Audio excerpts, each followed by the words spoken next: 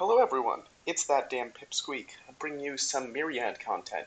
For those of you who this is your first time seeing Myriad come up, Myriad is a custom Singleton format aiming to emulate the Australian Highlander or 7-point Highlander canon format in many ways. So 60 card decks, 15 card sideboards, you can only run one of each non-basic card, and you have 7 points to spend. I'd love to do another video at some point in time in the future going over what makes Myriad so interesting, but for this kind of series of videos, I'm doing a combination deck tech and deck building video. So this deck is Ingenious Brilliance combo, which is a deck I've sunk a ton of time to while playing Myriad, and it's all built around this one card, Ingenious Wish, which allows you to cast any instant or sorcery card in your sideboard until end of turn. It's a crazy powerful effect. And this deck uses it as a one-card combo, well, two-card combo, this plus one of several main deck copy spell effects, such as Wizard's Tactics or Duelist Mastery, in order to infinitely copy Instant of Brilliance. So, Instant of Brilliance is a card that copies the next spell you cast, or sorry, not copies this next spell, copies target spell, which is important. And also, anytime you cast or copy an instant or sorcery spell until end of turn, it deals 1 damage to each opponent. So the idea is you cast something, then you cast Instant of Brilliance targeting that thing, then you cast something that copies Instant of Brilliance, and then all the Instant of Brilliance copies target the original Instant of Brilliance, and you do an infinite amount of damage to your opponent. So what makes this deck cool is it's a relatively compact combo, and it's doesn't have that many requirements, which means you can do a Splinter Twin style thing. You can play a bunch of interaction. You can be, you play a bunch of interaction. You set up all of these different board states where you pressure your opponent. You have planeswalkers, and your opponent just has to fight you as both a control deck and as a combo deck, which is historically a very powerful 1-2 punch. The deck's point spread is really simple. It's running Dilettante's Drive, which is down here because we changed its name, so I'm gonna, or we changed the quote mark in its name, so I'll need to update that. Wizard's Tactics, which is one of its central combo pieces and also a tutor. Seeking the City, which is just a really good kind of fair, grindy card. And then two of the best, if not the best, 2-point cards in the format, which is Vathi Siege-Mage, which is a tutor that immediately casts a spell, and Dubious Tutor, which is another 1-mana tutor. One of the really powerful things here is Vathi Siege-Mage can find Dubious Tutor, which means you vastly open up your deck's toolkit abilities. So that's the kind of basic gist of the deck. However, I haven't updated this deck since Myriad entered its second season, and we added Love Song and Barton's Journal to the format, as well as made some minor tweaks to cards, such as the entire DOA rework. So, with that said, I'm going to be updating this deck. So the first thing we're going to do is we're going to clear up these unknowns. So Dilettante's Drive got slightly different formatting. Ivy the Last Survivor has been renamed to Avelia the Last Survivor due to name overlap with another Planeswalker, and Opt has left the format. So 59 card main deck, but thankfully Barton's Journal adds another really powerful cantrip, which is Define Destiny, so we're just going to happily slot that in.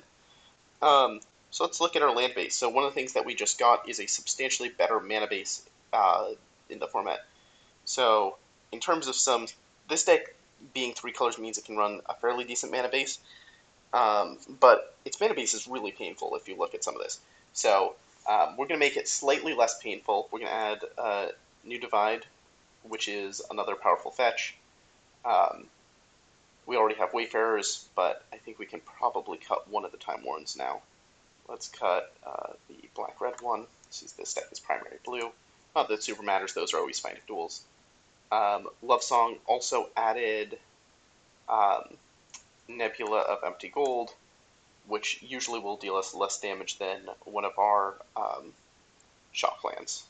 Or can do less damage than a Shockland, certain, but getting Brilliant poured out of this deck is great because I really hate having to run those lands because they feel really clunky to play with at times.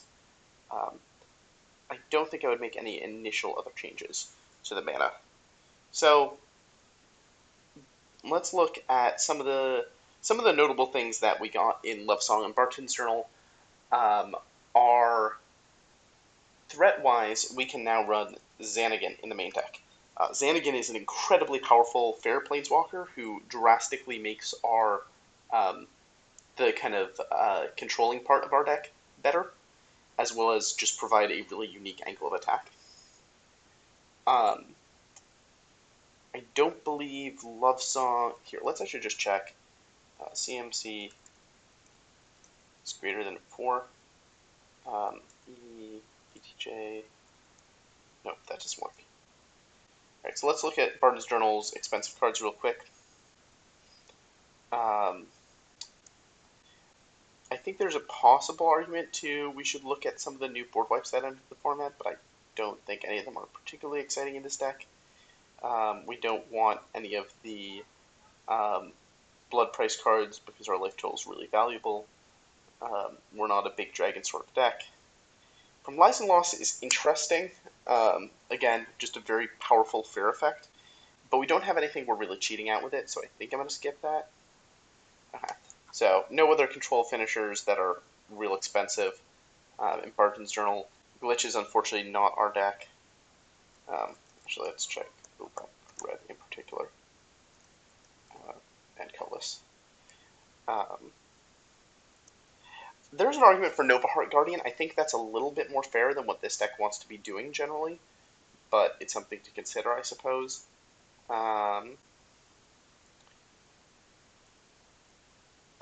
That'd be really funny. That's a very good fair card, but it's also so much mana for what it does, so I think we'll be skipping that.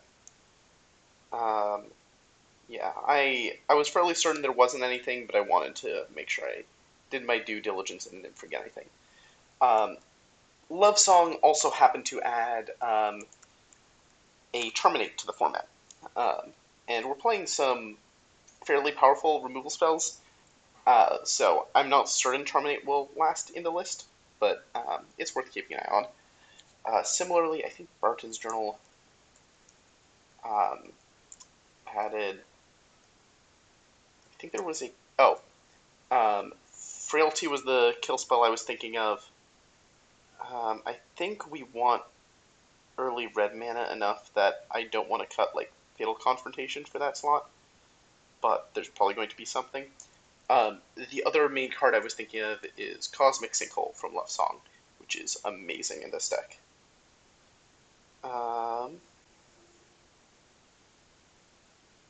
Channel Reminiscence is also very powerful in our deck that has, you know, some incredible tutors and a lot of powerful instants for sorcery, so I'd love to add that. Did Fallback Plan change? Okay, no, it didn't change in a way that makes it non-viable for this deck. Drown in Blood is interesting, but I don't think that's the angle of attack we want. This is a fair deck, so Ambition's Promise is substantially worse. Face Phantasms is a very powerful card advantage spell. I'm not certain how many card advantage spells we want at this point. So, Channel the Cosmos is card neutral, but it also kills a thing, so technically card advantage. Charting the Cosmos is card advantage, but it lets your opponent select some of it. And Sage's Disjunction, incredibly powerful card advantage. Truth of Fabrication is powerful card advantage. Okay, so we have enough, I think, that I wouldn't be super inclined to add more. But that was worth verifying real quick. I think none of the vampires are where we want to be, and Barton himself is kind of interesting. You know, is kind of a looter that also sometimes lets us enable a weird backup Labman win condition. I don't think that's where we want to be, but interesting. And Splatter the Heathen is effectively a red Dismember. I'm not sure we're in the market for a red Dismember, but that's something I could be wrong on. So now we're up to 64 cards in the main deck. One thing that I've been trying to balance with this deck is how good your fair backup plan is. So cards like Ethereal Watcher is just good card selection, but is kind of bad when you're against other control decks, I would argue. Corpse Party is similar, where this is good if you are on the kind of mid-range plan, but it doesn't help you in the combo plan. There's a lot of matchups where it's a little bit eh. So those cards are ones that I'm kind of looking to replace. I also think Archmage's Will is not super well positioned in the format as people currently are playing it, but that is a very temporary thing, I have to imagine. Oh, the one other really major change I want to add is Embrace the Abominable. Embrace the Abominable is a copy spell, which, hey, that's one of our combo things, right? Is we need copy spells. But one huge thing that Embrace the Abominable does is allows us to run a copy of it in the sideboard, which means Ingenious Wish now is a one-card combo if we have a lot of mana prepared. So you need blue-red to cast the Ingenious Wish, then you can Ritual up from 1 to 3, and then 3 to 4, and then you have lethal. Because you cast Master Spywork, name Abandon Hope instead of paying its mana cost, hold priority, cast Instant Brilliance, hold priority, cast Embrace the Abominable. So now this deck actually can Splinter Twin from blue, red, red. That is so much stronger than I thought it was. Wow, I did not actually fully think through the implications of this. Okay, this deck's really sick and possibly broken. We'll see. So one other thing that I wanted with this deck was I wanted to add some more fair cards to the sideboard such that I could, Ingenious Wish for value TM. Strategic Pyromancy kind of does that, but not really. But I think it's still worth running because it's a board wipe. I think this deck has slightly too many board wipes in the sideboard, and I'm going to go ahead and trim Careless Violence. I'm also not convinced by all of the bounce spells, and I think some of the counter magic that runs is suspect.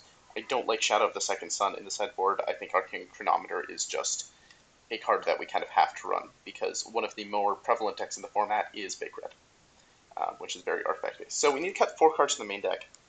I'm going to go ahead and cut the Archmage's Will, since, as I mentioned, I don't think creature and planeswalker spells are playing a huge role in the format. I'm going to go ahead and cut Ethereal Watcher and Corpse Party. Corpse Party makes me sad to do so, but I think it's the correct move. I've been very underwhelmed with Kel recently, but I guess I don't need to cut them yet.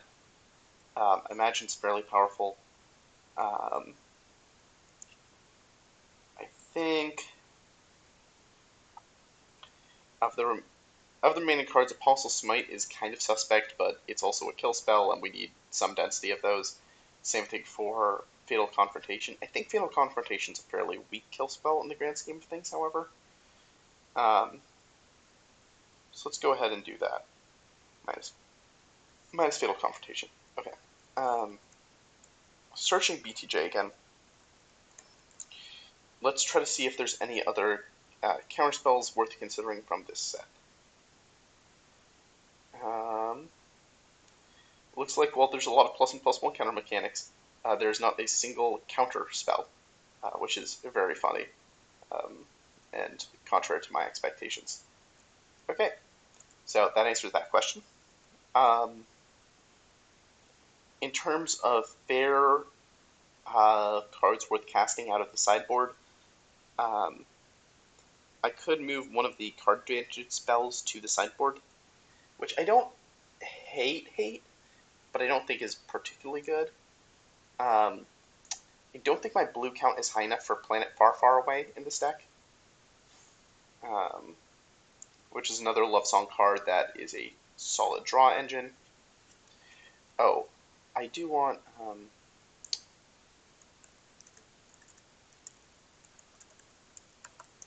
what's that called again? Planeswalker's Insight, I think, is somewhere we want to be. Let's go ahead and add that to the main deck.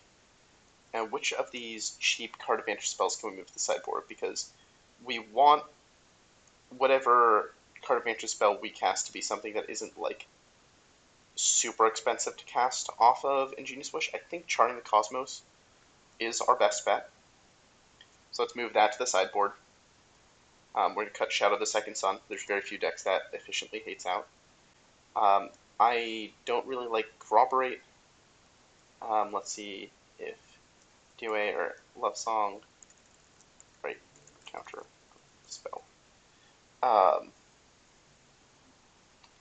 believe we're playing all the good ones already. I don't think that rework added anything particularly interesting on that front. No, it did not. But it was still worth checking, because Corroborate is really not where we want to be. I think it's very plausible that Corroborate is worse than Destructive Ambition. So let's go ahead and add that. I think Destructive Ambition lines up kind of poorly into this format, generally speaking. But the main thing we're countering with Corroborate are Burn Spells and Counter Magic, both of which are usually monocolored. And this has incidental other things it hits. The life loss isn't super relevant, but probably is a non-zero factor. Otherwise, I kind of hate Resonating Force. Let's see if we added a good bounce spell. Target. No, this one did not have any notable bounce spells. DOA, that's the same one that we were just looking at. And Barton's Journal. I don't hate this. We do fill up our graveyard decently well. I think this is not quite where we want to be, though. So let's also skip that one. Resonating Force gets to survive, at least for now.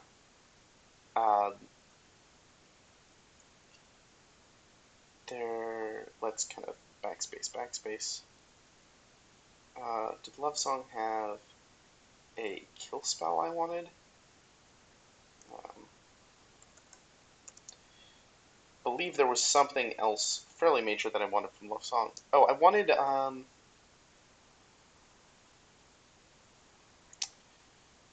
I can't remember what it was.